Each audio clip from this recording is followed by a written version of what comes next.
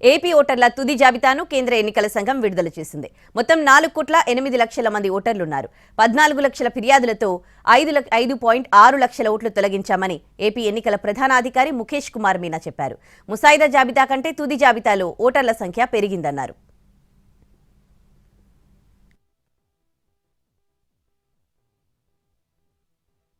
ఏపీలో 2024 ఓటర్ల జాబితాను ఈసీ విడుదల చేసింది.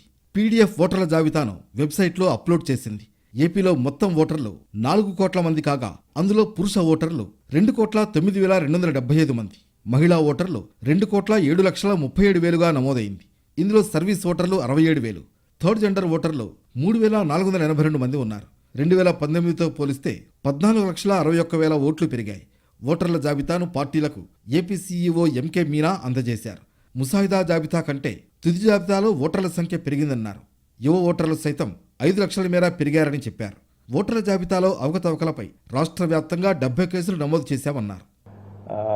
What we have requested the political parties that మీకు ఎక్కడైనా ఇంకా ఇన్ఎలిజిబుల్ ఎవరైనా దొరికితే మీరు ముందు అబ్జెక్షన్ ఫైల్ చేయండి పద్ధతి ప్రకారం ఫామ్ 7 ద్వారా, అండ్ దెన్ ఆ లిస్ట్ మాకు పంపించేయండి. సో దట్ మేము స్పెషల్ సెల్కి పంపిస్తే జిల్లాల వారీగా పర్స్యూ చేయడానికి, సూపర్విజన్ చేయడానికి మన దగ్గర కూడా ఇన్ఫర్మేషన్ ఉంటుంది.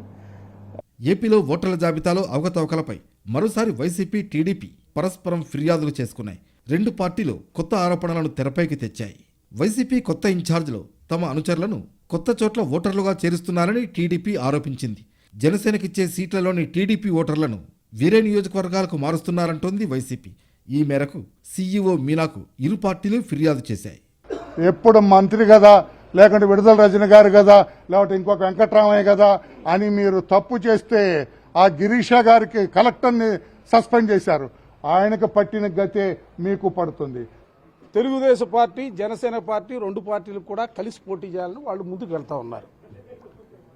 మాకు తెలిసిన సమాచారం ప్రకారం ఎక్కడెక్కడైతే జనసేన పార్టీ పోటీ చేస్తూ ఉందో ఆ పోటీ చేసే స్థానాల్లో ఉన్నటువంటి తెలుగుదేశానికి సంబంధించినటువంటి ఓటర్లందరినీ కూడా తెలుగుదేశం పోటీ చేసే పక్క నియోజకవర్గాల్లో ఓటర్లుగా నమోదు చేయించే కార్యక్రమానికి ఒక పథకం ప్రకారం తెలుగుదేశం ప్రయత్నం చేస్తూ ఉంది. కాబట్టి దానిపైన ప్రత్యేకమైనటువంటి దృష్టి సారించాలని చెప్పి ఎన్నికల కమిషన్ గారిని కోరాం.